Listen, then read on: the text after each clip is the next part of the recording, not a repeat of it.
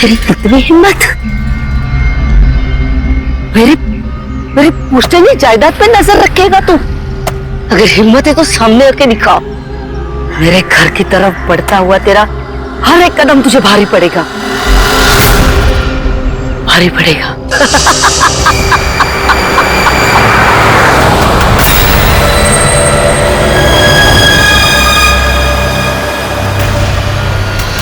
यार यहाँ पे तो कोई भी नहीं दिख रहा, किससे पूछूं? इतना घना जंगल है, कोई साइन बोर्ड भी नहीं है यहाँ पे।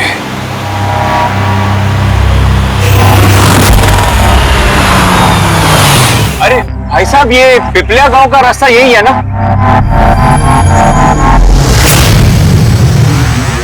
अरे सुनो ना भाई साहब, अरे बड़ा अजीब आदमी है।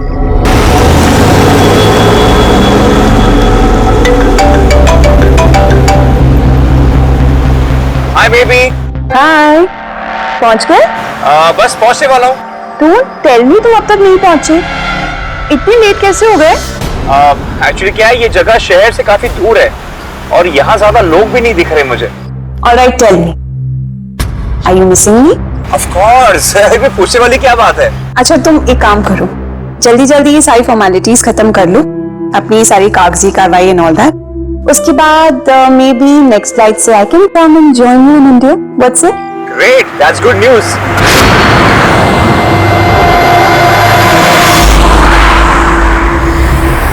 अच्छा बेबी, मुझे लग रहा है कि मैं पहुंच गया हूँ, वो मकान दिख रहा है मुझे। अरे ये गेट क्यों बंद है?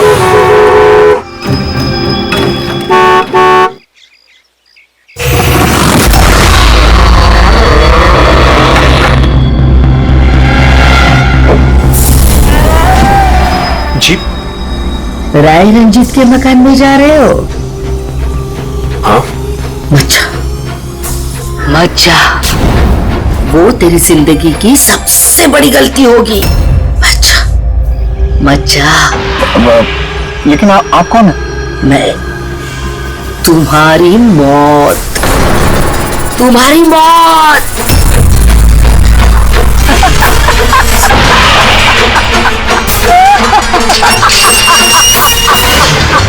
बुढ़िया, चल चल, अरे जा। अच्छा, अच्छा, वरना तू भी मरेगा, तू भी मरेगा। मच्छा, वरना तू भी मरेगा, तू भी मरेगा। मिस्टर साहब, आप राज साहब हैं? हाँ हाँ हाँ हाँ। आइए आइए।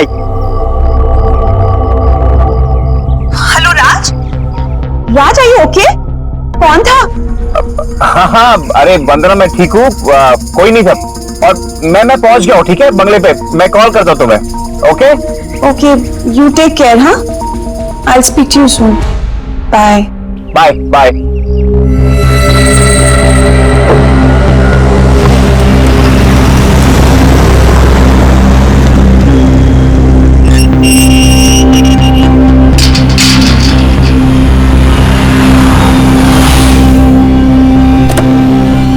आइए साहब।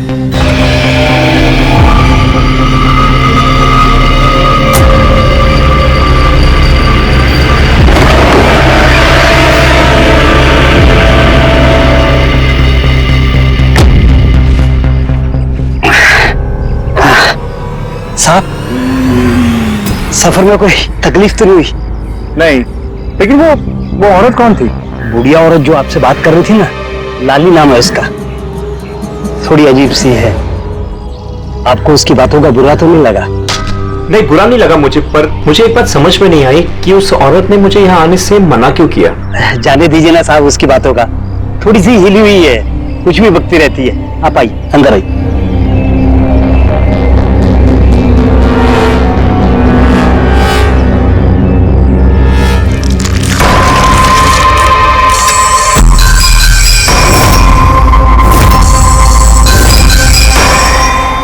ये आदमी तो मुझे बीच रास्ते में मिला था।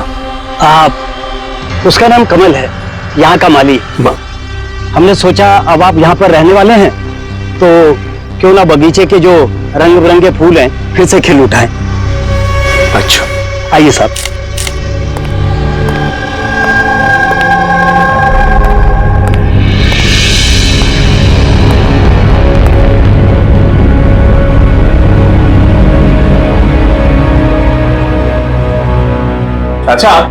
एक बात बताइए जी।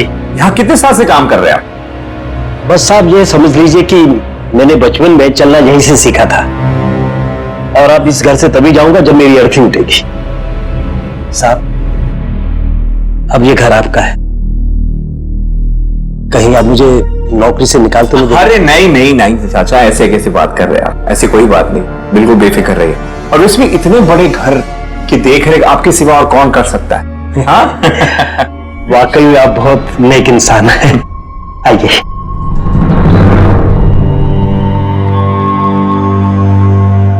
साहब, ये है आपका रूम, वॉशरूम उधर है।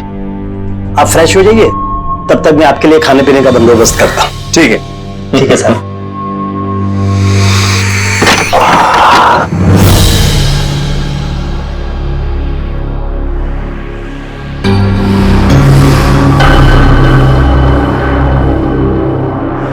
चला जा, चला जा, चला जा, वरना तू भी मरेगा।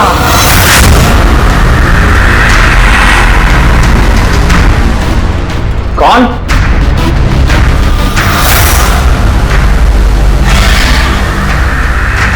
मैंने कहा ना, चला जा।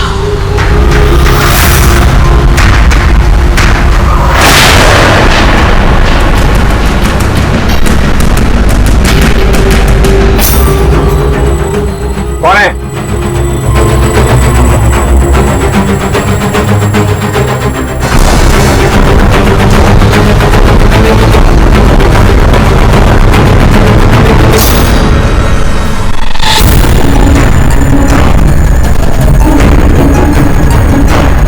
जैसे बाकी लोग मरे हैं, वैसे तू भी मरेगा।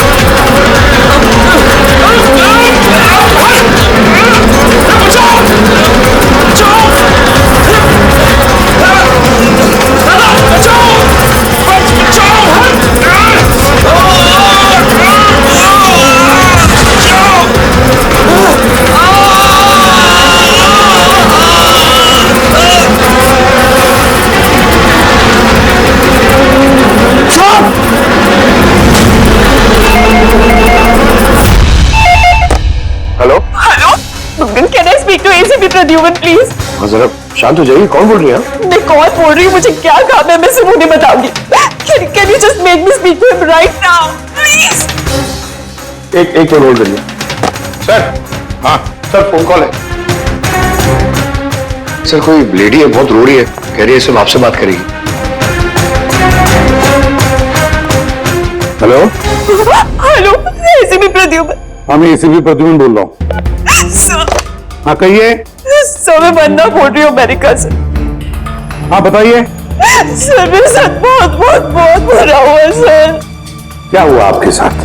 सर मेरे फियांसे राज इंडिया गए थे, पुश्तैनी मकान खरीदते। सर मधुमक्खियों के काटने से उनकी मौत हो गई। क्या? अच्छा तो बताइए मैं क्या कर सकता हूँ आपके लिए? सर लेकिन मुझे लगता है कि उनकी मौत मधुमक्खियों के काटने से नहीं हुई। इनफैक्ट उनका मर्डर हुआ है। He's been killed। तो ऐसे क्यों लगता है आपको कि उनका खून हुआ है? सर वो जब प्रॉपर्टी खरीदने के बाद कागजी कार्रवाई के लिए जा रहे थे तो तब क्या हुआ? सर मैंने साफ साफ सुना था राज को कोई औरत धमका रही थी। कौन थी वो औरत? No sir, I have no clue. जरा एक बात बताइए, क्या आपके राज की यहाँ इंडिया में किसी के साथ कोई दुश्मनी थी, कोई झगड़ा वगड़ा हुआ था?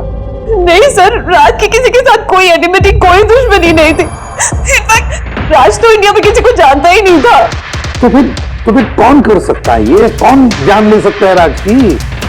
क्या आपको किसी पर शक है? नहीं सर, कोई शक नहीं। सर राज तो एक नेक काम करने जा रहे थे। कैसा काम?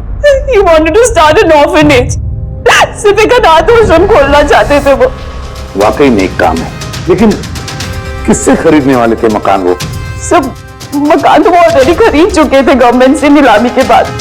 वो सर इंडिया कागजी कार्रवाई के लिए गए थे। देखिए, एक काम कीजिए, सारे के सारे डिटेल मुझे भेज दीजिए, मैं आपकी पूरी की पूरी मदद करूंगा, ठीक है? सर मैंने सीआईडी के बारे में बहुत सुना। सर मुझे भी जस्टिस मिलेगी ना? वंदना जी, मैं आपसे वादा करता हूं, आपको पूरा का पूरा इंसाफ दिलाएंगे हम, और जिसने भी आपके राज के साथ बुरा किया है उसे हम सजा दिलवाएंगे। वंदना, उसका मंगेतर राज अमेरिका से इंडिया आता है मकान खरीदने, अनाथाश्रम चलाने, और राज की मौत होती है मधुमक्खी के काटने से। इंटरेस्टिंग।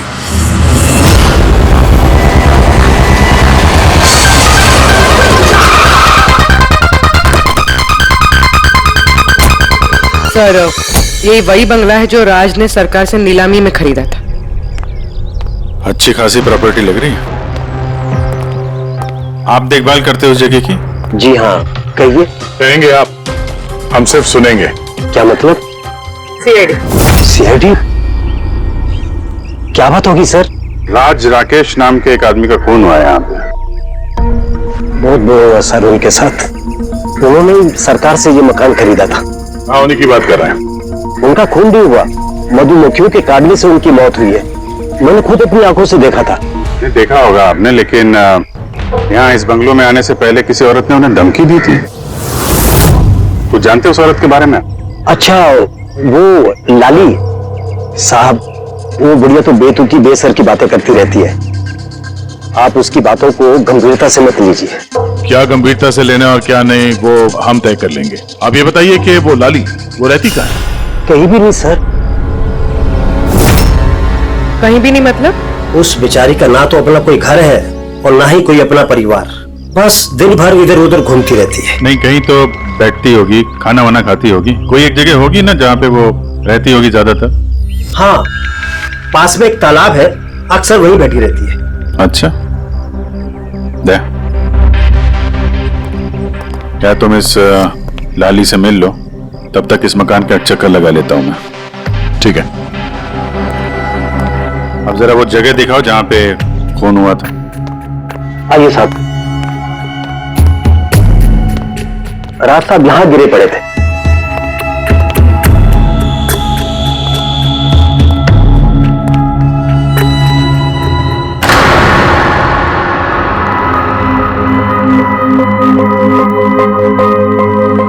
पहले मधुमक्खियों ने राज साहब को मारा, फिर वो खुद मर गए।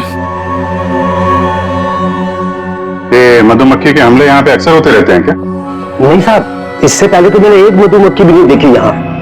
पता नहीं राज साहब के पीछे इतनी सारी मधुमक्खियां अचानक कहां से आ गई। राय रंजीत की हवेली से आ रहे हो ना तुम लोग?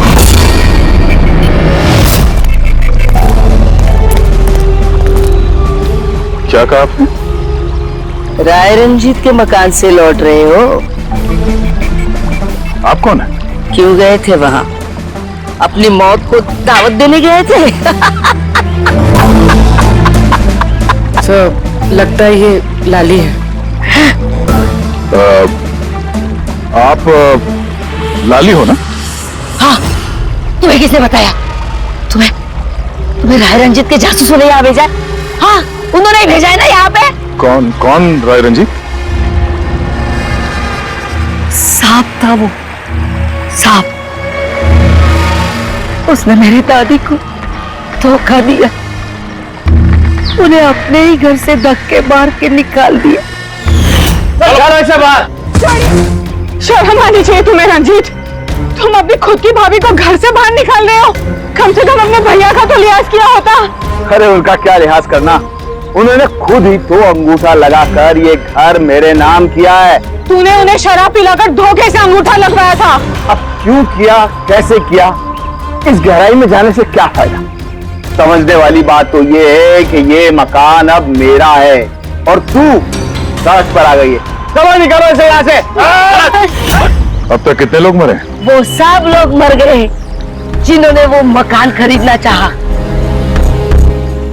तुम लोग वो घर मत खरीदना, तुम भले लोग लग रहे हो, वरना तुम्हारी बीवी विधवा हो जाएगी।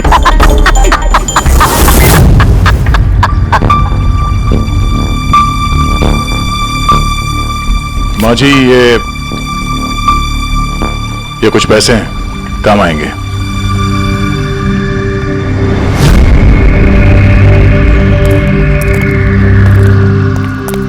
सर, लगता नहीं है इसका राज की मौत में कोई हाथ है। ये तो खुद बेचारी सदमे और विश्वास में लग रही है। हो सकता है राज की मौत कोई मर्डर ही ना हो, कोई हादसा हो।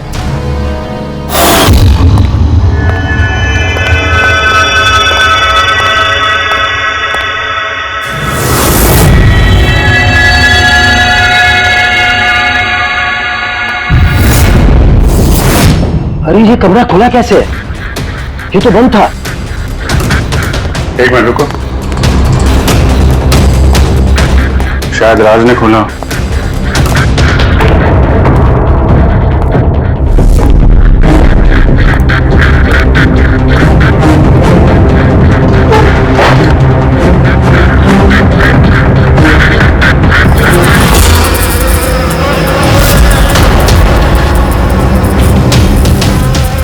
तो छत्ता यहाँ पे, इधर आओ। जी सर।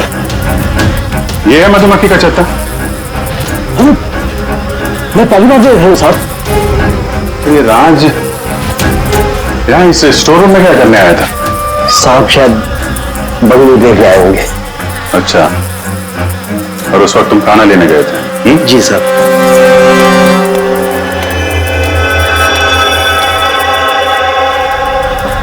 वो कौन है? वो कमल है साहब, यहाँ का माली। जब राज साहब की मौत हुई थी तो ये था यहाँ पे? जी हाँ था। कमल, इधर आओ, साहब बुला रहे। जी सर। कमल, जब राज साहब की मौत हुई थी तो यहाँ आसपास किसी अनजान आदमी को देखा था तुमने? कोई अजीब सी घटना हुई हो? नहीं साहब। तो ये छत्ता यहाँ पे है तो तुम्हें कुछ काम करने में परेशानी नहीं होती? मधुमक्खी ने काटा नहीं तुमको कभी? नहीं सर, मधुमक्खी तो तब काटती ना जब यहाँ कोई छत्ता होता। पहले तो मैंने ये छत्ता यहाँ देखा ही नहीं साहब। क्या बात कर रहे हैं? हाँ साहब, मैंने आपसे पहले कहा ना कि इससे पहले इस घर में हमने एक मधुमक्खी भी नहीं देखी। कमाल है, फिर ये छत्ता आया कहाँ से? और मधुमक्खियों ने राज को ही क्यों काटा? ये तो कोई एक्सपर्ट ही बता सकता है। आसान के क्या पता चला राज की मौत के बारे में? मौत कैसे हुई? बॉस, इसकी मौत मधुमक्खियों की वजह से हुई है। यार तुझे पूरा यकीन है राज की मौत मधुमक्खियों की वजह से ही हुई है? हाँ बॉस, ये डॉक्टर ने जो रिपोर्ट बनाई है मैंने वो भी देख ली, इस राज का अच्छी तरह से चेकअप भी कर लिया। मुझे पूरा यकीन है राज की मौत मधुमक्खियों के डंक के जहर की वजह से ही हुई है। सर, बचपन में मुझे मधुमक्खी ने काटा था, मैं तो जिंदा हूं। हाँ सालूं के सब, पंकज पे जहर का असर क्यों नहीं हुआ? अरे पंकज को मधुमक्खी ने काटा था, मधुमक्खियों ने नहीं काटा था। बॉस, अगर एक दो मधुमक्खी काटे तो बात समझ में आती है, लेकिन सैकड़ों मधुमक्खियां अगर हमला कर दे तो इट्स इम्पॉसिबल। मधुमक्खियों के डंक से। सालुंखे कहता है कि राज की मौत मधुमक्खियों के डंक से हुई है, मधुमक्खियों के जहर से। और राज की मंगेतर वंदना कहती है कि राज का खून हुआ है।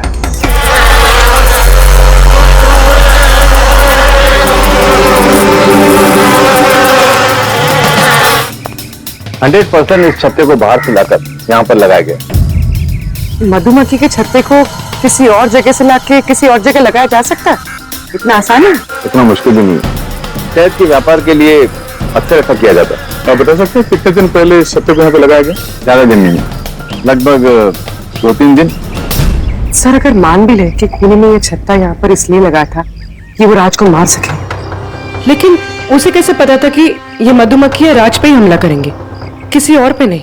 मधुमक्खियां बिना वजह किसी को भी डंक नहीं मारती, क्योंकि डंक मारने के बाद उनकी खुद की मौत हो जाती है।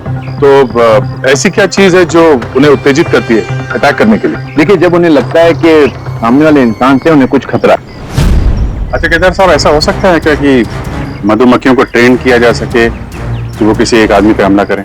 कैसी बातें करते हैं अभिजीत साहब? ये मधुमक्खियां शार्प शूटर नहीं कि कोई भी इन्हें कह दे कि फला फला को डंक मारकर आ जाए। अच्छा, आपने अभी भी कहा कि ये मधुमक्खी किसी को काटने के बाद ये खुद भी मर जाती है, तो ऐसी क्या मजबूरी है कि वो किसी को काटती है? जरा डिटेल में समझेंगे? मधुमक्खी जब भी किसी को डंक मारती है तो फेरोमोन नाम का एक गंध छोड़ती है, जिससे कि बाकी मधुमक्खियां सचेत होकर सब मिलकर उस पर हमला कर देती है। इसीलिए मैंने पहले भी कहा था, मधुमक्खियां बिना वजह किसी पे भी हमला नहीं करती। जरूर राज ने मधुमक्खी के छत्ते के साथ कुछ छेड़खानी की होगी। सर खूनी को कैसे पता था कि राज इस छत्ते के साथ छेड़खानी करेगा? कहीं ये मौत वाकई हादसा तो नहीं? नहीं पूर्वी, राज के आने के ठीक 2 दिन पहले इस छत्ते को यहाँ पे लगाना तो कोई संयोग तो नहीं हो सकता। सर राज की मौत के बाद ये घर वंदना के नाम हो जाएगा, कहीं सबके पीछे वंदना तो नहीं है? वंदना इंडिया कब आ रही है? What nonsense! How could you even think like that? आप ऐसे कैसे सोच सकते हैं कि राज की मौत के पीछे मेरा हाथ हो सकता है? और फर्स्ट कीजिए कि राज की मौत के पीछे मेरा हाथ था तो मैं आप लोगों को फोन क्यों करती? पुलिस तो ऑलरेडी ये केस क्लोज कर चुकी थी ना। देखिए, हम सिर्फ पूछ रहे हैं। वैसे राज जी के बाद ये मकान किसके नाम पे है? I don't. राज ने गवर्नमेंट से मकान खरीदा था तो शायद गवर्नमेंट को वापस मिल गया। मुझे अभी तक कोई नोटिस नहीं है। और फिलहाल में राज का किसी के साथ कोई झगड़ा हुआ था? I have already told you that. राज एक नेक दिल इंसान थे और उनका किसी से दुश्मनी होना was impossible. अगर मुझे पता होता कि राज की नेक दिली उनकी जान ले लेगी तो मैं उन्हें कभी इंडिया आने ही नहीं देती। ये अनाथ आश्रम खोलने का ख्याल राज जी के दिमाग में कैसे आया? राज खुद अनाथ थे, इसलिए वो दूसरे अनाथ बच्चों की फीलिंग समझते थे। वो अनाथ बच्चों को घर जैसा माहौल देना चाहते थे और जैसे उन्हें पता चला कि गवर्नमेंट ये मकान नीलाम कर रही है तो राज ने सबसे ऊंची बोली लगाकर ये मकान खरीद लिया। तो कहीं इस राज की मौत का कारण ये घर तो नहीं? हो सकता है कोई और भी इस घर को खरीदना चाहता था, राज बीच में आ गया इसलिए। What? कोई इतना नीच कैसे हो सकता है? इस दुनिया से इंसानियत उठ गई है क्या? इंसानियत है वंदना जी, इंसानियत है, लेकिन कुछ लोग हैं जो इंसानियत में जहर घोलने पे तुले हुए हैं। पता करते हैं किस किसको दिलचस्पी थी इस प्रॉपर्टी में। देखिए सर, मैं आप लोगों को नहीं बता सकता हूँ कि राज जी के अलावा किन किन लोगों ने इस नीलामी में हिस्सा लिया था। सॉरी। क्यों नहीं बता सकते? देखिए, ये सरकारी इंफॉर्मेशन है, ऐसे किसी के साथ शेयर नहीं कर सकता हूँ मैं। हम भी तो CID का ही काम कर रहे हैं। हाँ, वो सब ठीक है, लेकिन क्या है कि अगर सरकारी नोटिस मिल जाए तो मैं ये आपको इंफॉर्मेशन दे सकता हूँ, उसके बिना नहीं दिखा सकता सर। नोटिस मिल गया। आप खुश हैं? आप देखिए, अगर काम कायदे से होता है तो अच्छा लगता है। हाँ ठीक है, ये लीजिए, ये लीजिए। कुल मिलाकर सर 12 लोग थे जो इस बंगलों को खरीदना चाहते थे सर। इस बंगलों के पास एक्चुअली सरकार एक हाईवे बना रही है, इसलिए सब लोग बढ़ चढ़कर बोली लगा रहे हैं और हर कोई इस बंगलों को खरीदना चाहता है। अच्छा, ये राज जी की मौत के बाद अब ये मकान किसको मिलेगा?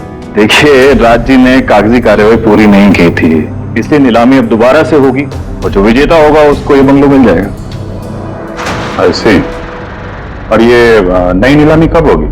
देखिए सर, अभी उसकी डेट तो तय नहीं है सर, लेकिन आपको एक बात और बताना चाहूंगा सर कि राज्य से जितने भी बिल्डर्स थे वो काफी भड़के हुए थे, काफी नाराज थे, क्योंकि उन्होंने सबसे ज्यादा बोली लगाई थी।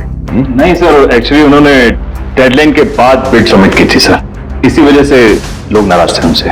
लेकिन अगर डेडलाइन के बाद उन्होंने बिड किया था तो सरकार ने एक्सेप्ट कैसे कर लिया? सर एक्चुअली वहां पर वो अनाथ आश्रम खोलना चाहते थे, और सर अमेरिका से जो इंडिया का वक्त का फर्क है सर वो 9.5 घंटे का है, इसलिए सरकार ने वो बिड एक्सेप्ट कर ली थी। देखिए, अब घर तो उसी को मिलेगा जिसकी किस्मत में होगा सर। किस्मत में नहीं भी होगा तो उसने अपनी किस्मत की रेखाएं बदलने के लिए कोशिश तो की होगी, और जरूर इस लिस्ट में से ही कोई होगा वो। ललित जी, अब तो ये दोबारा नीलामी होगी, तो जिन लोगों ने अप्लाई किया है इस दूसरी नीलामी के लिए, क्या हम उनकी लिस्ट देख सकते हैं? नो सॉरी, ये लिस्ट आपको मैंने इसलिए दिखा दी कि ये नीलामी हो चुकी है, लेकिन वो जो नई लिस्ट आने वाली है सर वो तो आप किसी भी कीमत पर नहीं देख सकते। अरे अरे अरे अरे सारंगी, तू क्या करने क्या जा रहा है यार? क्या सुन रहा हूं मैं? जो सुना है सही सुना था। क्या सुना? रिजाइन हो रहा है तू? हाँ, क्यों क्यों? बस मेरा टाइम आ गया। क्या टाइम आ गया? एक मिनट, टाइम है यार अभी। अरे ये टाइम नहीं यार। तो फिर देखो, हर इंसान को लाइफ में एक न एक दिन रिटायरमेंट लेना पड़ता है ना, चाहे वो क्रिकेटर हो, म्यूजिशियन हो, कोई भी हो। मेरा भी टाइम आ गया, मैं भी रिटायरमेंट ले रहा हूँ। अबे कहाँ जा रहा है तू? ये देख लो, ये क्या है? देख लो, देख लो। यार क्या तू कर रहा है सारंगी? समझ में नहीं आ रहा है। ये एयर टिकट कहाँ जा रहा है? हाँ, लंदन। अरे वाह रे वाह। पंकज, कैंसिल कर। नहीं नहीं, कैंसिल नहीं होगा। अबे रिफंड मिल जाएगा, पैसे वापस मिल जाएंगे, कल की टिकट है, डोंट वरी। मुझे रिफंड नहीं चाहिए, मैं जा रहा हूँ वापस। जब तू ऐसे कैसे जाएगा? क्या हुआ क्या? अरे इतनी बड़ी गलती होगी कि शर्म आ रही है अपने आप पर। ऐसी कौन सी गलती हो गई? वो मधुमक्खियों वाला केस। मधुमक्खियों वाला केस? हाँ यार, हादसा नहीं है बॉस, वो खून है, खून। यही मुझसे गलती हो गई। मधुमक्खी के एक्सपर्ट से बात हो गई तेरी? क्या बताया उसने? यार एक्सपर्ट से भी बात की, मैंने अच्छी तरह से चेक भी किया, तब मुझे पता पड़ा ये तो हादसा नहीं है, खून है। मधुमक्खियों को तो वो हथियार के तौर पर इस्तेमाल कर रहा है यार। सालों के सब वो कैसे? देखो, मधुमक्खियां कब आती है इंसान के पास? जब उन्हें फेरोमोन की गंध आती, तभी ना। हाँ, जब उन्हें इंसानों से खतरा लगता है तब मधुमक्खियां इंसान के पास आती है, डंक मारती है। बस यार, यही मुझसे गलती हो गई। ये मैंने सोचा ही नहीं कि फेरोमोन तो बनाया भी तो जा सकता है ना यार। हाँ यार, फेरोमोन तो आर्टिफिशियली भी बनाया जा सकता है, लेबोरेटरी में, फैक्ट्री में। मतलब किसी ने ये आर्टिफिशियल फेरोमोन बनाया और वो किसी भी तरह से राज के शरीर पर लगा दिया, बस मधुमक्खियां आ गई और उस पर अटैक कर दिया। सारंगी, उठ उठ उठ उठ, पिपलिया गांव चला जा। वहां पे जहां पे राज का खून हुआ, राज का सारा सामान चेक कर, पता तो चले ये फेरोमोन वहां पर आया कैसे और किसने इस्तेमाल किया ये फेरोमोन राज पर। Yes boss. ये रहा सर, राज का सारा सामान इस सूटकेस में। ठीक है। सर एसीपी साहब बता रहे थे आप रिटायर होने वाले हो, कब है आपका लास्ट वर्किंग डे? आपके लास्ट वर्किंग डे से एक दिन के बाद। मतलब नहीं आ रहा है। हाँ भैया, एक काम करो, मैं बाहर जाता हूँ और तुम जो है ना, एक एक करके सामान मुझे बाहर पकड़ाओ, तो पता करते हैं कि कौन से सामान में फेरोमोन है। ठीक है सर? ये पकड़ेंगे आप? जरा रख लीजिए थोड़ी देर के लिए। दिखेगा ना बाहर? दिखेगा। मधुमक्खी है इसके लिए कह रहा था। अभी भी तो तुम। हाँ, ये पूर्वी है। हाँ, ये दया। अरे दिख रहा है सर। चलिए चलिए चलिए, संभाल के सर, संभाल के। हाँ, चलिए सर।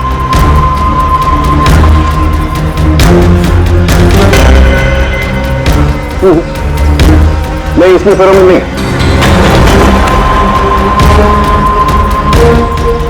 अरे सर संभल के। अरे कुछ नहीं, जिसमें फेरोमोन होता है उसी पर अटैक करती है।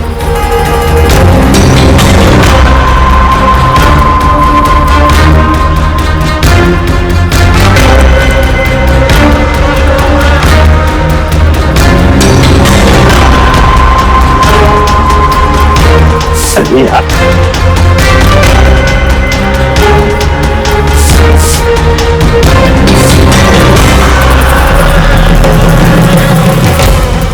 हरकतुल देखो देखो अटैकिंग मूड में आई है ये मधुमक्खी, देखो। सर किसी ने राज के परफ्यूम में फेरोमोन मिलाया। अरे यार ये मधुमक्खी ने मुझे काटा ना। सर आप निकलो यहाँ से। अरे यार, अरे पानी में जाओ, पानी में। पानी किधर है? अरे सामने उस तरफ सर। अरे उधर कुआं है सर, जाओ ना। कुएं में घुस जाओ। अरे सर निकलो यहाँ से, जाइए सर।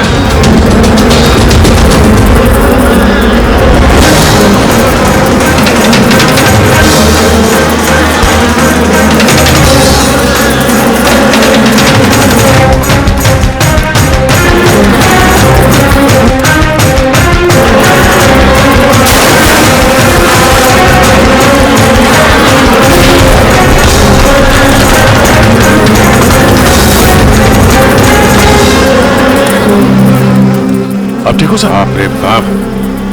ये मधुमक्खियां आपको रिटायर नहीं होने देगी सर। बाहर निकालो मुझे। आइए आइए आइए सर। मधुमक्खी। अरे नहीं, आइए आइए सर, आइए। हेलो जी, नमस्ते, कैसे हैं आप? जी मैं चंदूमल फंडूमल कंकेश बास। अरे वाह, बहुत लंबा नाम है आपका। बताइए क्या काम था आपको? जी वो नीलामी के लिए आया था मैं, वो पुराना वाला बंगलो हाईवे के पास, वो खरीदना है मुझे। सर ऐसे नहीं खरीद सकते हैं सर, उसमें नीलामी होगी तभी वो जो जीतेगा वही खरीद सकता है। अरे तो पैसा लगाएगा ना, मैं पैसा लगाएगा। देखिए अब टाइम नहीं बचा है, सिर्फ 15 मिनट बचे हैं, आप लेट हो गए। अरे क्या बात कर रहे हैं सर, 15 मिनट में क्या क्या हो जाता है। ये देखिए ना, मैं तो ये बेड का लिफाफा भी लाया हूं, ये देखिए। राकेश इधर रजिस्टर लेकर आ।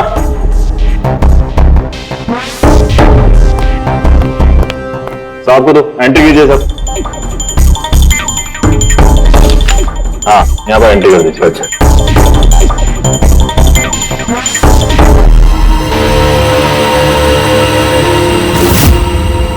यहाँ साइन कर दीजिए लास्ट को। गुड, लगे। अच्छा वेरी गुड, ये तो अच्छा हो गया सर। वो बंगले का चाबी। और मजाक कर रहे हैं? अरे चाबी ऐसे थोड़ा ना मिलता। अरे भाई बोली लगेगी, नीलामी होगी, उसके बाद जो जीतेगा उसको मिलेगा। भाई क्या बात कर रहे हैं आप? बेट तो मैं ही जीतूंगा, ये पक्का है। भाभी और बच्चों को मेरा प्यार देना, ठीक है सर? Thank you.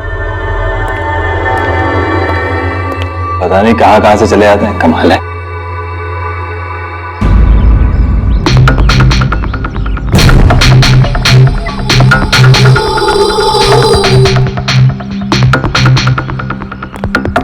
क्या भाई साहब काम हुआ? सर ये देखिए, चंदूमल फंडूमल कंकेशवास का कमाल। Good job Pankaj. 12 में से 2 लोग हैं जिन्होंने दोबारा बोली लगाई है इस मकान को खरीदने के लिए, हेमंत और रोशन। मतलब खूनी इन्हीं 2 में से कोई हो सकता है। और जो कोई भी है इस बार भी इस मकान को हथियाने के लिए किसी भी हद तक जा सकता है। दोस्तों अब ये वक्त आ गया है कि बता दिया जाए कि नीलामी का विजेता आखिर है कौन। और मुझे बताते हुए बहुत खुशी हो रही है कि नीलामी के जो विजेता है मिस्टर रोशन। रोशन जी आपको बहुत बहुत बधाई हो। 1 मिनट, काय की बधाई हो? सबसे ज्यादा बेट मैंने लगाई थी, ये कैसे जीत गए? देखिए भाई साहब, आपको कोई गलतफहमी हुई है। सबसे ज्यादा बेट मिस्टर रोशन ने लगाई थी, इसलिए रोशन को मकान दे दिया गया।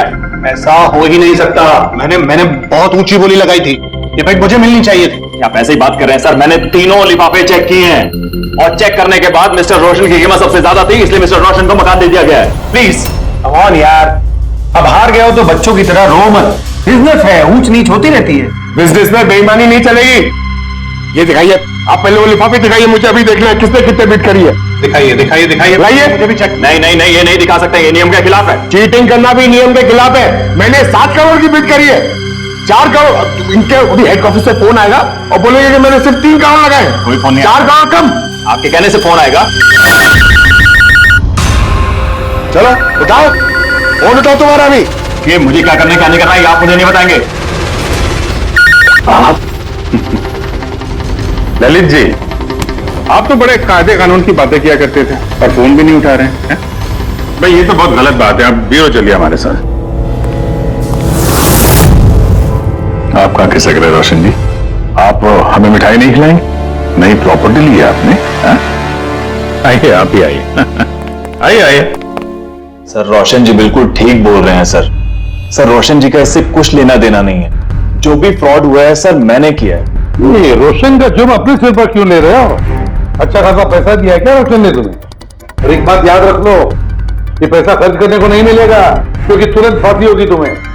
सर इतनी सी बेईमानी के लिए फांसी चढ़ा देंगे? नहीं नहीं नहीं, बेईमानी के लिए नहीं, खून के लिए, खून के लिए फांसी होगी। खून? किसका खून सर? राज राकेश का खून, जिसने पिछली नीलामी में वो घर, वो प्रॉपर्टी खरीदी थी। सर लेकिन मैंने किसी को नहीं मारा सर। सर मैंने नहीं मारा है सर किसी को। पता है, इस रोशन ने मारा है। तो इसकी पोल खोल दो, वरना इसके पाप का मटका तुम्हारे से तो फूट जाएगा। सर ये क्या कह रहे हैं सर आप? मैं भला राज को क्यों मारूंगा सर? उस प्रॉपर्टी के लिए, और किस लिए? क्या कह रहे हैं आप सर? सर मैं मानता हूं कि मैं ललित के साथ मिलकर नीलामी में छोटी मोटी हेरा फेरी करता था, पर सर एक प्रॉपर्टी के लिए किसी का मर्डर थोड़ी कर दूंगा मैं। मतलब तुम्हारे कहने का मतलब है तुमने ये खून नहीं किया? नहीं सर। चल ठीक है, पूरी जरा परफ्यूम लाना।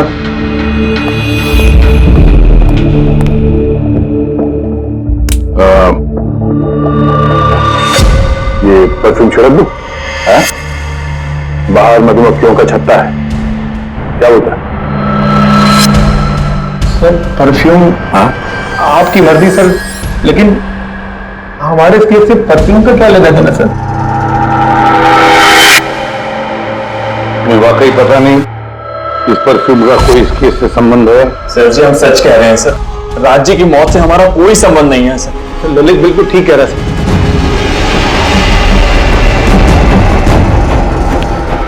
अगर ये खून रोशन ने नहीं किया है तो फिर बचता है वो, वही एक। इन कागज से साबित होता है कि तुम राय रंजीत के पोते हो। तुम्हारे पास तो बहुत बड़ी वजह थी इस मकान को वापस पाने के लिए, क्यों? देखिए, राय रंजीत का पोता होने से यह साबित नहीं होता कि यह खून मैंने किया है।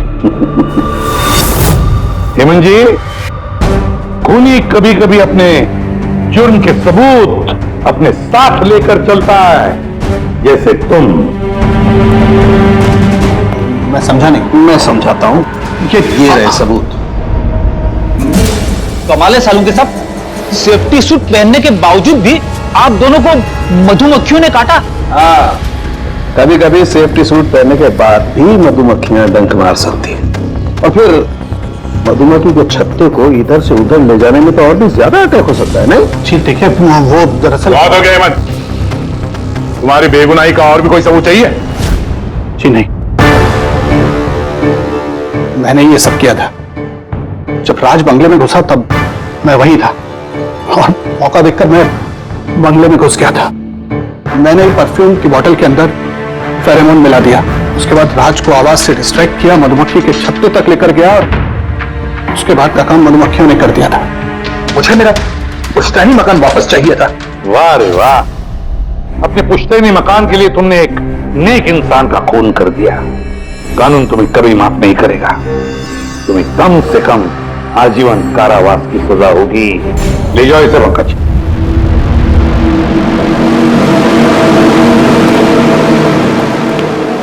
पंखे, केस खत्म, रिटायर हो सकता है तू। मुझे रिटायर होना ही नहीं।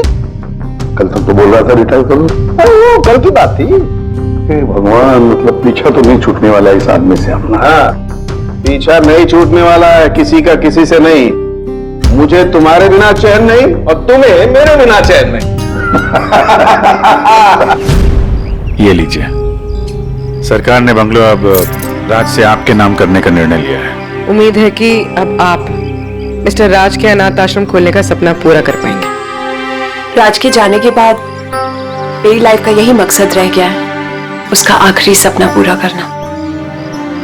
But thank you so much Raj को जस्टिस दिलाने के लिए। हमने जो कुछ भी किया वो तो हमारा फर्ज था। आपको और कोई मदद की जरूरत हो तो हमें जरूर याद करिएगा। कभी कभी आते रहेगा, उन बच्चों को भी आपसे इंस्पिरेशन मिलेगी। ये भी कोई पूछने की बात है? हो सकता है उन बच्चों में हमें कोई हमारा नया सीआईडी ऑफिसर मिल जाए।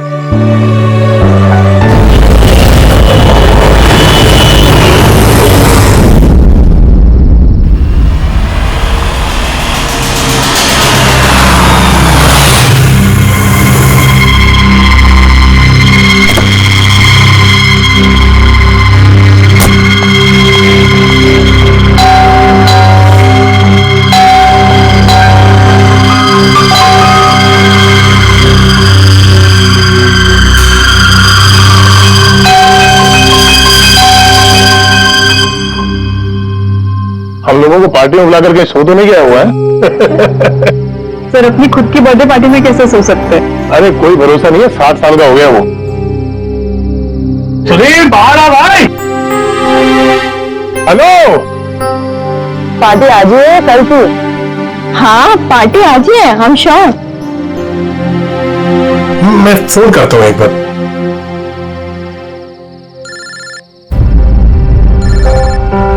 घंटी तो अंदर ही बज रही है, इसका मतलब अंदर ही है। तो फिर अंदर से कोई दरवाजे क्यों नहीं खोल रहे हैं?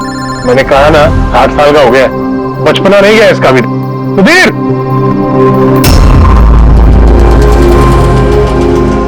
उधर खिड़की की तरफ जाकर देखेंगे। हाँ सर चलते हैं।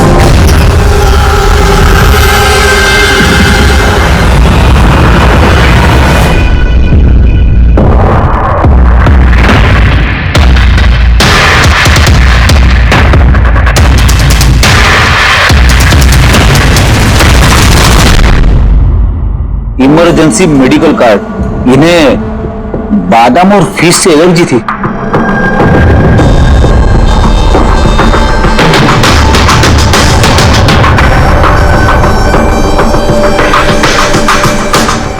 सर केक भी पूरा खाया नहीं है, ये देखिए। लगता है केक कटने के तुरंत बाद ही इन लोगों की मौत हो गई।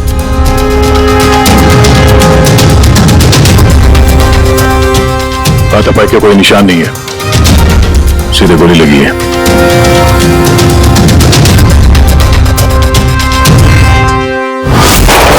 यहीं से गोली मारी होगी।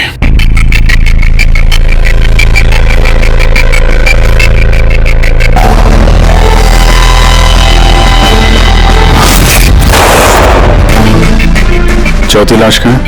अंदर है सर।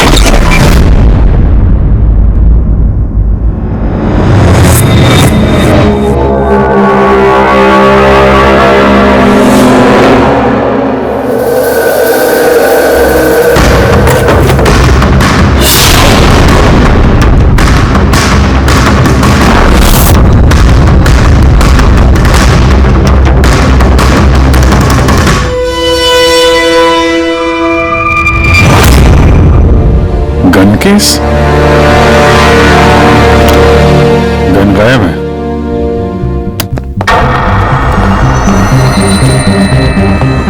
वैसे सर, इस हादसे को कितना टाइम हुआ होगा?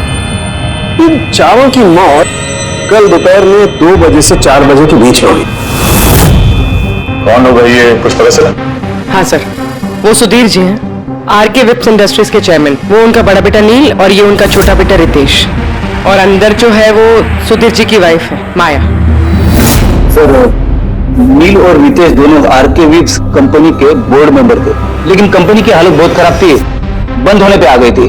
महीनों से बिल नहीं भरे और मार्केट का कर्जा नहीं चुकाया, बहुत सारे प्रॉब्लम थे। तो फिर यहाँ सेलिब्रेशन किस बात का हो रहा था? सर सुधीर जी का 60th बर्थडे था। बर्थडे सेलिब्रेट कर रहे थे?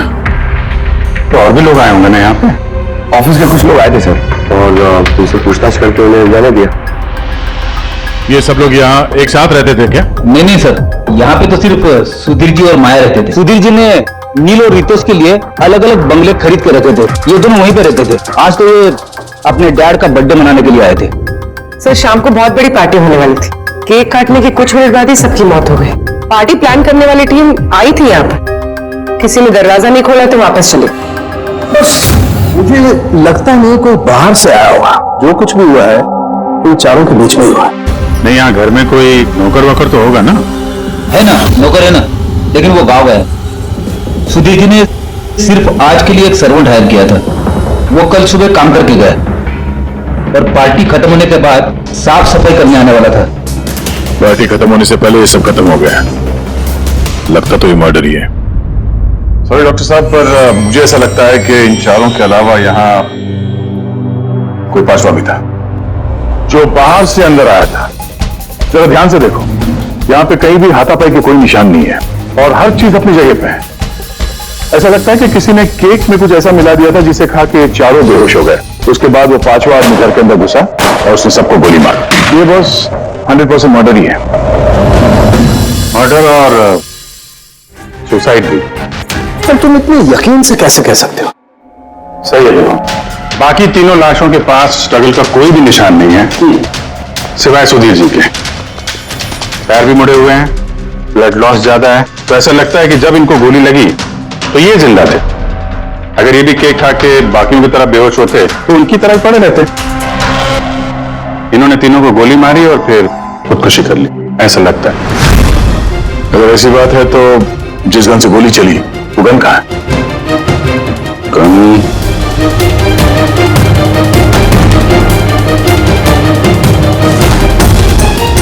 यहाँ गोली लगी है कंपनी पे। सुधीर जी ने अगर गन चलाई होगी तो ऐसे गिरे और गन वाला हाथ जमीन पे टकराया और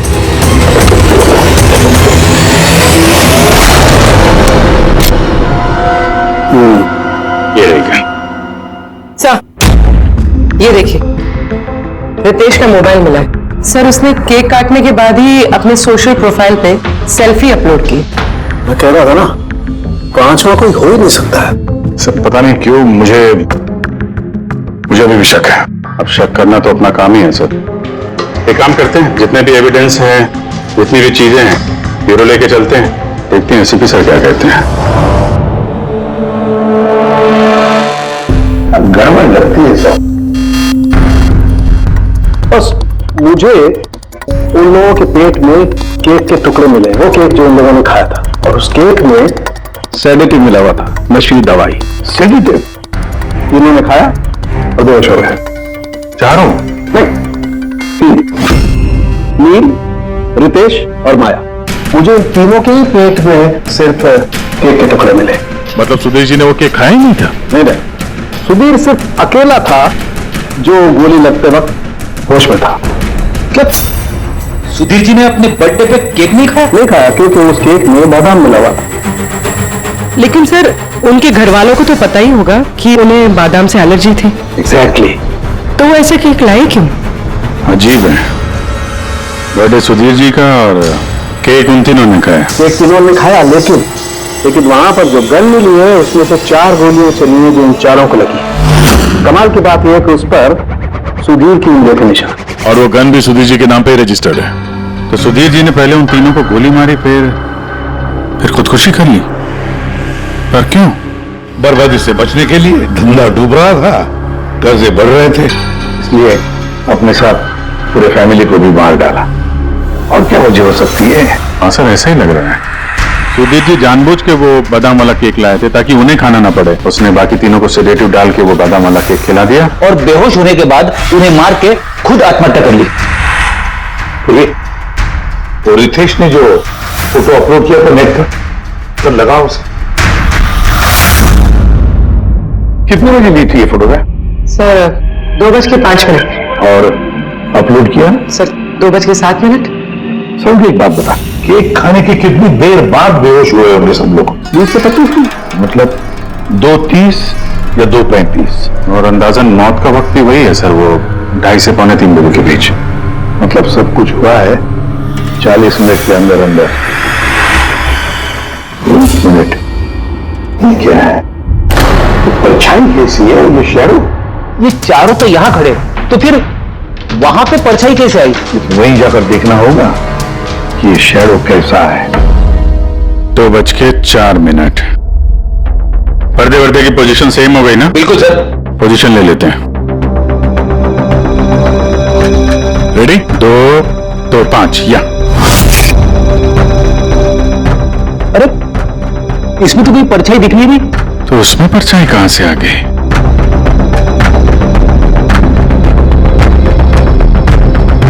धूप इधर से आ रही। पूर्वी जरा उधर जाके खड़ी हो ना। या बस। हाँ, इसमें परछाई दिख रही है, बिल्कुल वैसी की वैसी, सेम टू सेम। वैसा ही था, यहाँ पे कोई पांचवा भी था। और वो वहीं खड़ा था जहां मैं खड़ी थी। ये वही आदमी है जिसने सुधीर जी और उनकी फैमिली को मारा है, और उसने हमें ऑलमोस्ट धोखा दे दिया कि मर्डर कम सुसाइड है। और उसी की परछाई ने उसे धोखा दे दिया। तो सर, इस परछाई से खूनी तक पहुंचे नहीं कैसे? खूनी का मेन टारगेट था सुधीर जी, और वो उस वक्त वहीं पे खड़ा था। कोई जान पहचान वाला ही होगा। करेक्ट। सर पता लगा सुधीर जी ने पार्टी में किन किन लोगों को बुलाया था?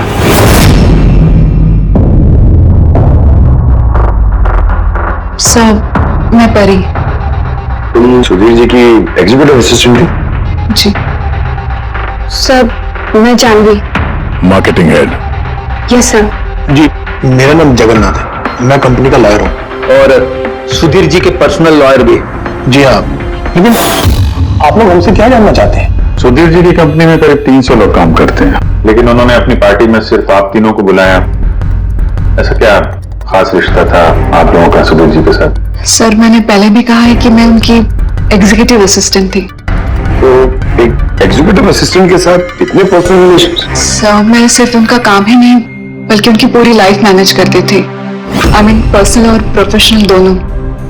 और उस दिन में मैं पार्टी मैनेज करने गई थी, सेलिब्रेट करने नहीं।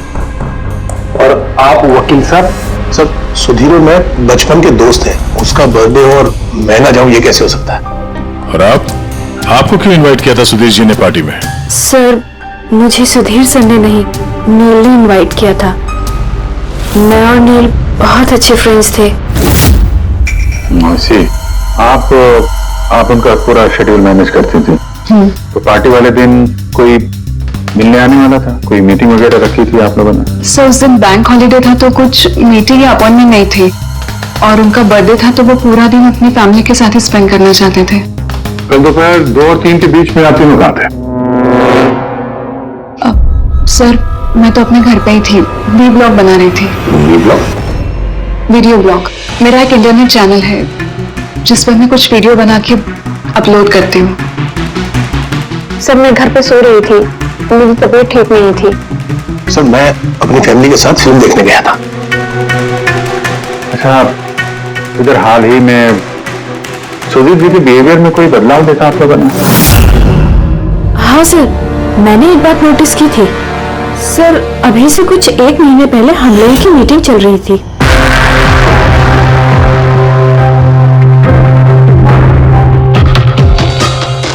सर, क्या बात है, अंदर आ जाओ। ठीक है, तुम जाओ।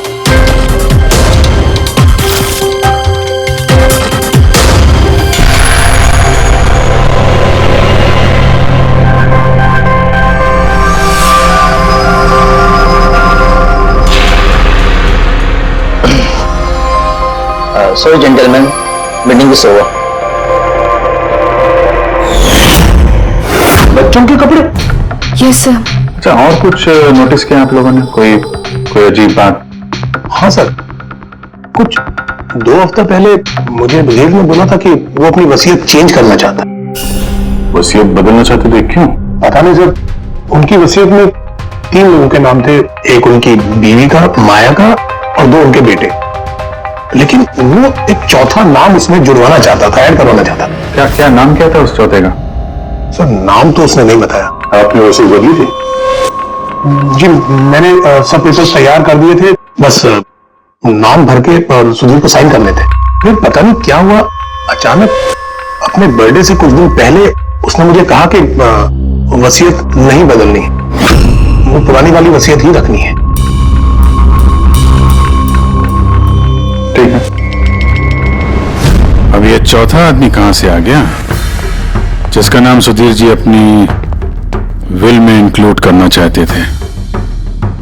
सुधीर जी की मौत का इस चौथे से कोई कनेक्शन हो सकता है? मुझे तो यही बात समझ में नहीं आ रही है, ये बच्चों के कपड़े कोई क्यों भेजेगा किसी को? बच्चों के कपड़े अगर भेजा गया था तो फिर वो एनवेलप कहाँ है? सुधीर जी के घर को तुमने अच्छी तरह से चेक किया था, वहां पे तो ऐसा कुछ भी नहीं मिला हमें। घर में नहीं तो ऑफिस में?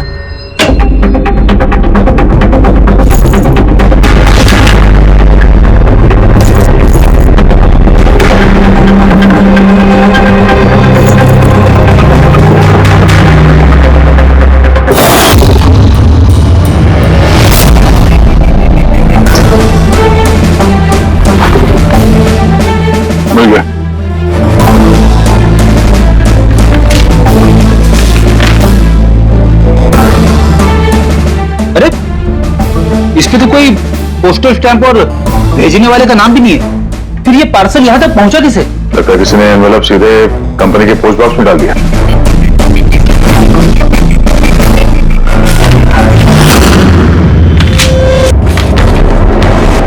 इस एनवेलप को डॉक्टर सालोकी के पास भेज देते हैं, शायद उन्हें कुछ मिले। ठीक है। ये जानवी कह रही थी ना कि पार्सल देख के मिस्टर सुधीर एकदम चौंक गए थे। हो सकता है कोई पुरानी याद ताजा हो गई हो, और उसके बाद उन्होंने किसी को कॉल भी किया होगा। पिछले महीने के कॉल डिटेल्स मंगवाते हैं सुधीर जी के। देखते हैं ये एनवेलप मिलने के बाद सुधीर जी ने सबसे पहले फोन किसको किया था। सुधीर का फोन आया था एक अरसे के बाद। क्या बात हुई थी आप दोनों की? गुस्से में था कि मैंने उसे वो एनवेलप क्यों भेजा, लेकिन मैंने उसे कोई एनवेलप नहीं भेजा। लेकिन कोई तो वजह होगी। सुधीर जी ने आप पे शक किया। जी हाँ, वो एनवेलप में बच्चे के कपड़े थे। उसे लगा कि वो वही कपड़े थे जो मैंने और सुधीर ने हमारे बच्चे के लिए खरीदे थे। अब हमारे बच्चे के लिए? मेरा और सुधीर का बच्चा। 30 साल पहले मैं आरके विप्स कंपनी में अकाउंट डिपार्टमेंट में काम करती थी। सुधीर के पापा उसके मालिक थे। वहां सुधीर और मेरे बीच में प्यार हो गया, और कुछ समझ पाती उसके पहले मुझे पता चला कि मैं सुधीर के बच्चे की मां बनने वाली हूँ। तो आप दोनों की शादी नहीं? जी नहीं। सुधीर ने तो वादा किया था, लेकिन उसके पेरेंट्स राजी नहीं थे, क्योंकि मैं उनकी हैसियत की नहीं थी। वो तो सुधीर की शादी बहुत ही रईस खानदान में और उनके स्टेटस की लड़की से करना चाहते थे। उसके पेरेंट्स ने और फैमिली ने बहुत कोशिश की उससे, मुझे, यहाँ तक कि मेरी फैमिली को समझाने की कि मैं बच्चा गिरा दूं, लेकिन मैंने भी ठान लिया था कि चाहे कुछ भी हो जाए मैं बच्चे को जन्म दूंगी। 15 मार्च 1990 को मेरा बच्चा इस दुनिया में आया, लेकिन आते ही वो मर गया। जिस बच्चे को गोद में खिलाना था, छोटे छोटे कपड़े पहनाने थे, उसे कुछ नहीं कर पाई मैं। मुझे लगा था कि ऐसे वक्त में तो सुधीर मेरे साथ होगा, मेरा साथ देगा, लेकिन उसने तो इसके पहले मुझसे बात करने तक छोड़ दी थी। उसी महीने में उससे माया से शादी भी कर ली। तो इसीलिए आपने आज तक शादी नहीं की और यहाँ अकेली रह रही? जी हाँ। सुधीर जी ने आपके साथ जो कुछ भी किया उससे बहुत तकलीफ हुई होगी आपको। बहुत नफरत करती थी आप उनसे? मुझसे ज्यादा नफरत उससे और कौन कर सकता है। उन्होंने आपको आपका हक नहीं दिया तो आपने जायदाद में अपना हिस्सा मांग लिया। जब जायदाद में भी हिस्सा देने से मना कर दिया तो आप गुस्सा हो गई और मार दिया उसे। मैंने उसे नहीं मारा, और मैं उसे क्यों मारूंगी? मैं तो चाहती थी कि वो जिंदा रहे और जिंदगी भर तड़पे। जिस दिन सुधीर जी की मौत हुई थी, उस दिन 2 से 3 के बीच में आप कहाँ थे? मैं घर पे ही थी। आपके पास कोई विटनेस, कोई गवाह?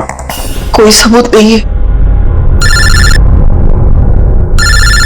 हेलो, हाँ सर। ओके सर, हाँ साथ में सर, मैं अभी बोलता हूँ जी। Yes sir. सर सालू के सर फोरेंसिक बुला रहे हैं जल्दी, कह रहे हैं कि कुछ दिखाना है। सुनोगे तो यकीन नहीं आएगा बॉस। उस एनवेलप की जब मैंने अच्छी तरह से जांच की तो मुझे फिंगरप्रिंट्स तो किसी के नहीं मिले, लेकिन उस एनवेलप में से मुझे डीएनए के लिए सैंपल मिल गया। जिस किसी ने भी वो एनवेलप भेजा उसने शायद मुंह से थूक लगा के उसे सील किया है, और इसीलिए मुझे उस एनवेलप पर से सलाइवा के ट्रेसेस मिल गए जिससे डीएनए प्रोफाइल बनाया जा सके। लेकिन सर डीएनए टेस्टिंग के लिए तो 4-6 हफ्ते लग जाते हैं। हाँ, और मैं 5 दिन के लिए जा रहा हूं दिल्ली एक कॉन्फ्रेंस में, लेकिन उससे पहले मैंने कुछ प्राइमरी टेस्ट कर लिए। क्या निकला सर आपके इस टेस्ट में? इस टेस्ट से मुझे पता लगा है कि ये जिस किसी का भी डीएनए, उसका डीएनए सुधीर जी के डीएनए के साथ मैच करता है। क्या? इसका मतलब है कि? इसका मतलब ये है कि जिसने भी ये एनवेलप भेजा है वो सुधीर का कोई खून का रिश्तेदार है। मतलब सुधीर का कोई अपना सुधीर को ही ब्लैकमेल कर रहा है। पर कौन हो सकता है? सर अदिति के पेट में जो बच्चा था उस वक्त वो तो मरा हुआ पैदा हुआ था। हाँ, और सर बचे सुधीर जी के बेटे रितेश और नील। कहीं उन दोनों को सुधीर जी और अदिति का राज पता तो नहीं चल गया था? क्या पता उसी के लिए ब्लैकमेल कर रहे हो उन बच्चों के कपड़े बेच के? अच्छा सर, वो जो बच्चों के कपड़े मिले थे वो वाकई पुराने हैं या फिर मैले कुचेले करके पुराने दिखाने की कोशिश की गई? मैंने उन्हें स्पेशलाइज्ड लैब में चेक करने के लिए भेज दिया, जल्दी पता लग जाएगा। वैसे पूरे सुधीर के बेटों के बारे में क्या पता चला? क्या करते थे वो? सर 1 साल पहले सुधीर जी ने अपने बेटों को अपनी ही कंपनी में बोर्ड मेंबर बनाया था और उसी के बाद से कंपनी लॉस में जाने लगी। वो दोनों कंपनी के पैसों पे खुद ही ऐश करते थे, महंगी महंगी गाड़ियां, बड़े बड़े शौक, सब कुछ करते थे सिवाय काम के। लेकिन सर सुधीर जी अपने बेटों से बहुत प्यार करते थे, दोनों के लिए अलग अलग बंगले।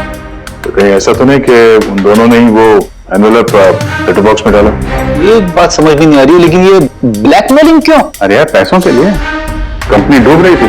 करेक्ट, कंपनी कंगाल होने से पहले जो को समेट सकते हो समेट लो। अगर ये सुधीर के दोनों बेटे अपने बाप को पैसों के लिए ब्लैकमेल कर रहे थे तो जरूर उनके बैंक अकाउंट्स में पैसे तो आए होंगे, बड़ी रकम आई होगी। एक काम करो, इन दोनों के कंपनी अकाउंट, पर्सनल अकाउंट सब चेक करो, देखो कोई बड़ी रकम आई थी क्या। सर कुछ मिला है? आरके विप्स इंडस्ट्रीज के अकाउंट से करोड़ों रुपए ट्रांसफर हुए हैं। इसके अकाउंट में ट्रांसफर हुआ है? एक मिनट देखता हूं सर। ये रितेश या नील का अकाउंट ही होगा? नहीं सर, ये प्राइवेट अकाउंट है रेचल के नाम पे। कौन से पैसे? आप लोग क्या बोल रहे हैं? मुझे कुछ नहीं पता। कौन से पैसे? वही पैसे जो आरके विप्स के अकाउंट से तुम्हारे पर्सनल अकाउंट में ट्रांसफर हुए। अब कुछ याद आया? वो तो मेरी सैलरी है, मैं वहां पर काम करती थी। सैलरी 11 करोड़ सैलरी, हाँ वो भी सिर्फ 2 हफ्तों का। उस हिसाब से तो तुम्हारे महीने की सैलरी 22 करोड़ रुपए हो गई। क्या काम क्या करती हो तुम? ब्लैकमेलिंग का काम। तुम और रितेश मिलकर सुधीर जी को ब्लैकमेल कर रहे थे। देखो रेचल, हम अच्छी तरीके से जानते हैं कि तुमने आरके विप्स में एक दिन भी काम नहीं किया है। अब सीधे सीधे सच बोलोगी या? रितेश नहीं रहा है, उसके हिस्से की जितनी भी सजा है ना वो तुम्हें ही मिलेगी। ब्लैकमेलिंग और एक्सटॉर्शन की सजा जानती हो तुम? मैंने किसी को ब्लैकमेल नहीं किया है। तो क्या सुधीर जी ने तुम्हें 11 करोड़ ऐसे ही खैरात में दिए? सुधीर अंकल ने वो पैसे ट्रांसफर नहीं किए थे। तो फिर किसने किया? मेरे बॉयफ्रेंड रितेश ने। उसने कहा कि कुछ दिनों के लिए वो अपनी कंपनी के पैसे कहीं और रखना चाहता है। कहीं और? क्यों? पता नहीं और मैंने पूछा भी नहीं। तुमने रितेश से पूछा नहीं और जब रितेश मर गया तो पुलिस को बताया नहीं? मुझे लगा रितेश तो रहा नहीं, तो पैसे मैं ही रख लेती हूँ, किसी को क्या पता चलेगा। आखिर सुधीर और उसकी फैमिली को मारा किसने होगा? परी तो वीडियो बना रही थी, फिर जानवी बीमार थी और जगन्नाथ अपने फैमिली के साथ फिल्म देख रहा था। शादी के बारे में कुछ समझ में नहीं आ रहा है। और फिर कौन हो सकता है जिसने सुधीर को वो एनवेलप भेजा, वो पैकेज भेजा? कौन है वो जिसका नाम सुधीर वसीयत में डालना चाहता था पर डाला नहीं? कौन?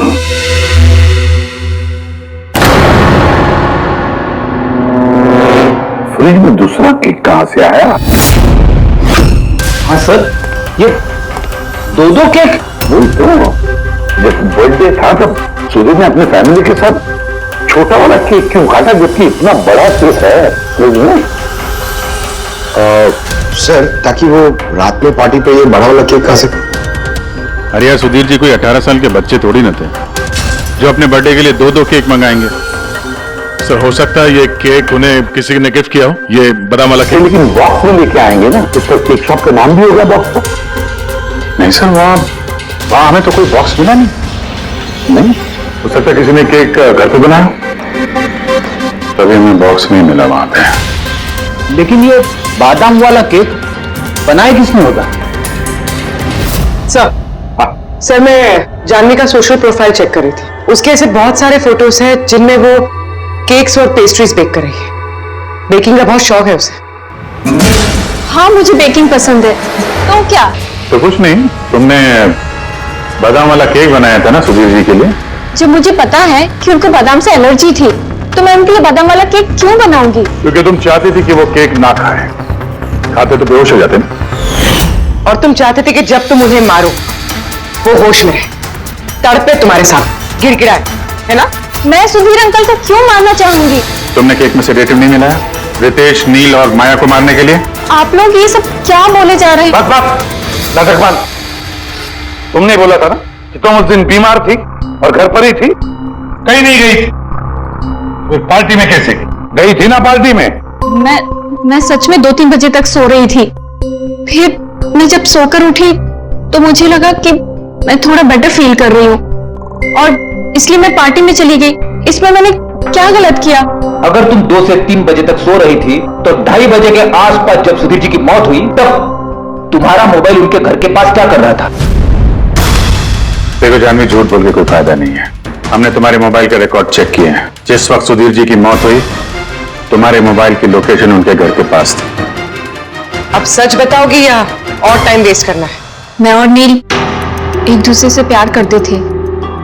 हमने सोचा कि नील के डैड का बर्थडे है तो हमारे पास अच्छा मौका है उनको सब कुछ बताने के लिए, और इसलिए मैं वहां चली गई। वहां भटकती रही, नील को कॉल करती रही, घंटों में वहां घूमती रही, लेकिन नील का कोई कॉल नहीं आया। मुझे लगा कि शायद नील को मौका नहीं मिल रहा है मुझे कॉल करने का। झूठ! तुम्हें लगा कि नील ने तुम्हें धोखा दे दिया, इसलिए तुमने उसे और उसके पूरे परिवार को मार दिया। ये अच्छी जबरदस्ती है आप लोगों की।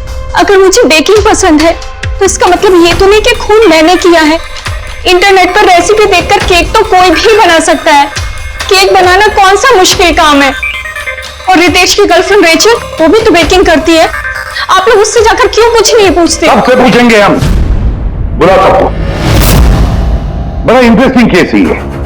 ऐसे बहुत कम होता है कि इतने सारे लोगों के पास एक ही आदमी की जान लेने के लिए मौका भी है और मकसद भी। आप लोग फिर से? सर मैं क्यों मारूंगी उनको? आप नील से शादी करना चाहती थी, फैमिली ने मना कर दिया। ये तो बड़ी वजह है खून करने के लिए। और सुधीर जी की फैमिली के लिए तो हैसियत और सोशल स्टेटस बहुत इंपॉर्टेंट था। इसका सबसे बड़ा एग्जाम्पल आदित्य जी। और सुधीर जी ने इसी हैसियत और सोशल स्टेटस के चक्कर में आपकी जिंदगी बर्बाद कर दी। तो आपसे ज्यादा नफरत और किसके दिल में हो सकती है? मेरे लिए पैसों की कोई अहमियत नहीं है और ना ही मुझे किसी बात का अफसोस है। अफसोस तो तुम्हें भी नहीं होगा रेचल। यहाँ तो 5-5 हजार के लिए लोग मर्डर कर देते हैं और तुम्हें तो बैठे बिठा है 11 करोड़ मिल गए। और आपके तो हाथ में सुधीर जी ने अपनी लाइफ का रिमोट कंट्रोल ले दिया था ना। आप सब जानती थी उनके बारे में, ये भी जानती थी कि वो अपनी गन कहां रखते हैं। देखिए, आप जो कहना चाहते हैं वो कह सकते हैं। मैंने आपको पहले भी बताया कि मैं उस दिन घर पे वीडियो ब्लॉग बना रही थी। चाहे तो आप मेरा मोबाइल भी चेक कर सकते हैं। हाँ बिल्कुल, लाइए पता तो चले वीडियो ब्लॉग कैसे बनाया जाता है।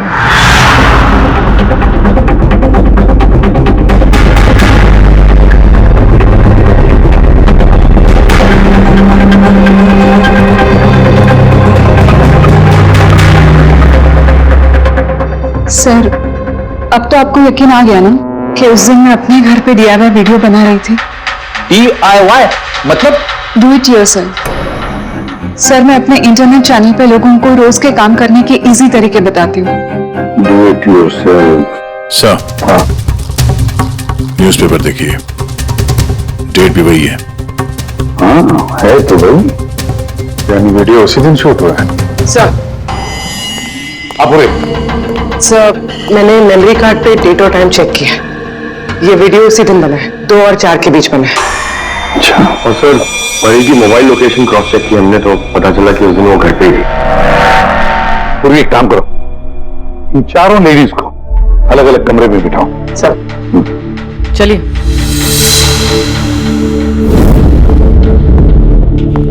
सर आप क्या सोच रहे हैं? सारे सबूत तो उसके सपोर्ट में है।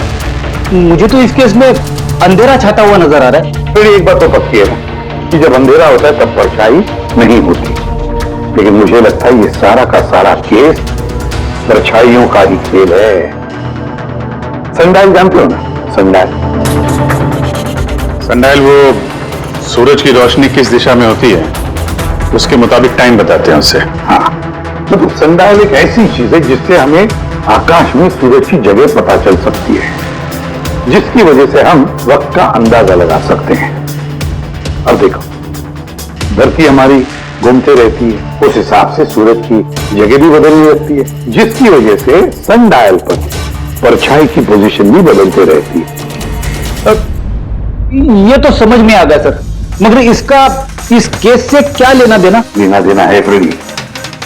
परी, ये सारे सबूत हमने परी से इकट्ठा किए ना, लेकिन परी एक ऐसी व्यक्ति है जो सारे एविडेंसेस को मैनिपुलेट कर सकती है, मेमोरी कार्ड में डेट भी बदल सकती है, सारे एविडेंसेस कंट्रोल कर सकती है, मगर सूरज को कंट्रोल नहीं कर सकती है। परी भूलती है कि सूरज कभी भी गलत वक्त नहीं बताएगा। मतलब ये परी ने वीडियो में डेट और टाइम दोनों चेंज कर दिया? बदल दिया होगा भी या नहीं, लेकिन अब हम इन परछाइयों से पूछेंगे कि क्या परी झूठ बोल रही है या सच बोल रही है। करेक्ट, ये सेटिंग बिल्कुल वैसी हो गई जैसे परी की वीडियो में थी, और धूप भी लगभग वैसा ही है जैसे उस दिन था। सिर्फ परी की जगह पूर्वी खड़ी है।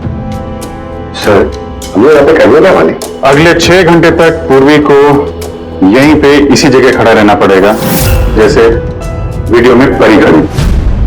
हमें यह देखना है कि अगर परी सही बोल रही है तो 2 से 4 बजे के बीच पूर्वी के चेहरे पे ठीक उसी जगह से धूप आएगी जैसे परी के चेहरे पे थी। और अगर सर मेरी परछाई परी की परछाई से मैच नहीं हुई तो देखते हैं, कैमरा ऑन करो।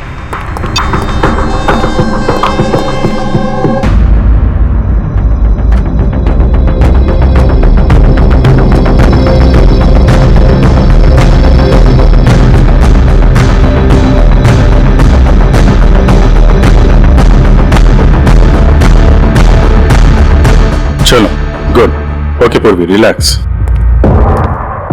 सर, क्या है वीडियो में? देखने दो यार।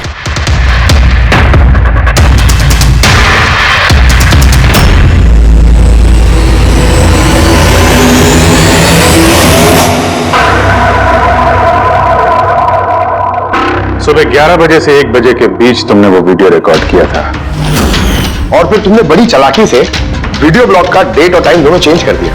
मेमोरी कार्ड में डेट और टाइम बदल दिया, अपने मोबाइल फोन को घर पे छोड़ दिया ताकि हमें लोकेशन वहां का मिले। तुम्हें क्या लगा ये सब करने से हम लोग बेवकूफ बन जाएंगे? हाँ?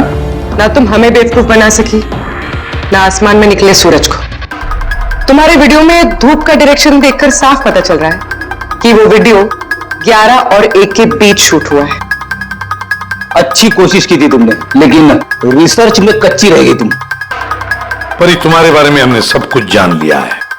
परी, हमें ज्यादा से ज्यादा 4 हफ्ते लगेंगे तुम्हारा डीएनए टेस्ट करके ये प्रूव करने में कि तुम सुधीर जी की बेटी हो, लेकिन उसे सच पता नहीं जाएगा।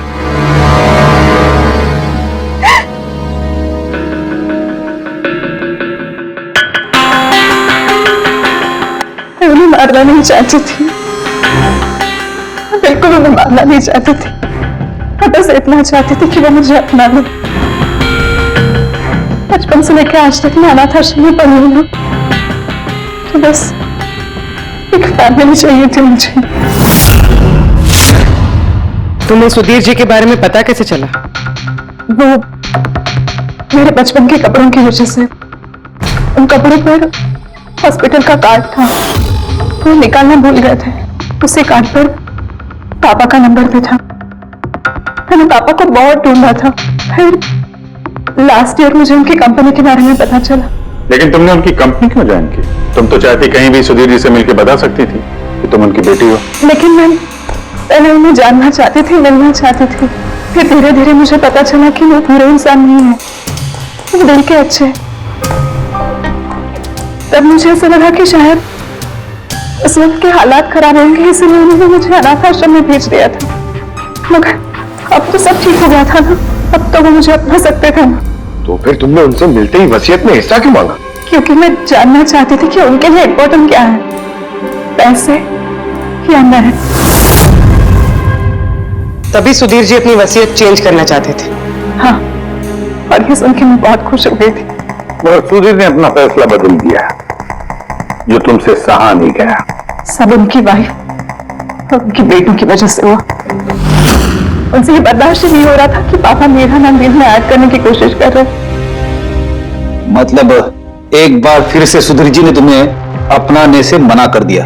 हाँ, और इस वक्त भी फैमिली की वजह से। वो बिल्कुल भी नहीं बदले थे, वो वैसे ही थे जैसे पहले थे। सेल्फिश, मतलबी, गैर जिम्मेदार। सीधे सीधे हिस्सा नहीं मिला तो उन्हें ब्लैकमेल करना शुरू कर दिया? नहीं, मैंने जब उन्हें पहला एनवेलप भेजा तब मेरा ऐसा कोई इरादा नहीं था। वरना मैं इतनी बेवकूफ नहीं हूं कि एनवेलप अपने खुद के मुंह से सील कर। मैं तो यही उम्मीद करती थी कि एटलीस्ट वो मुझे अपनी फैमिली में एक्सेप्ट कर ले, मेरी खुद की भी फैमिली हो। और इसीलिए अपने पापा की बर्थडे के दिन नशीली दवाई वाला बादाम का केक लेकर उनके घर पे गई।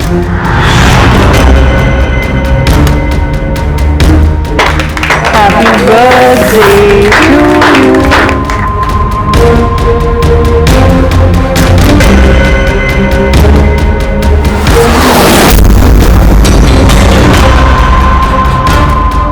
मुझे एलर्जी है।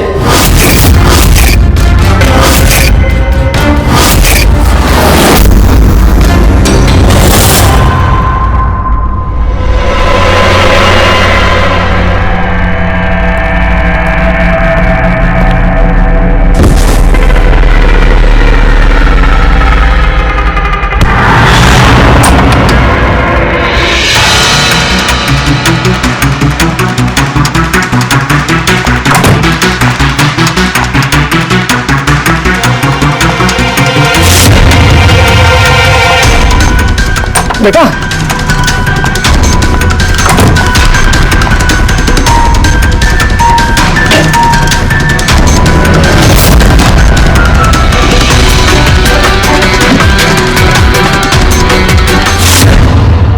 तुम सुधीर जी की पूरी फैमिली खत्म करना चाहती थी ना?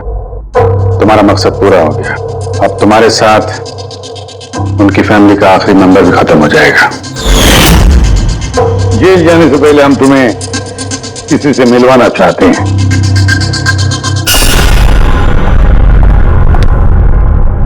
ये आदित्य जी, तुम्हारी माँ। हाँ? आपसे झूठ कहा गया था कि आपका बच्चा मरा हुआ पैदा हुआ है।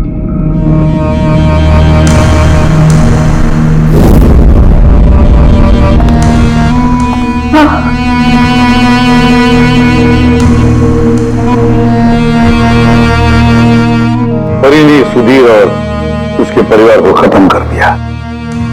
हमें अफसोस है कि आप दोनों फिर से हमेशा के लिए अलग हो जाओगी।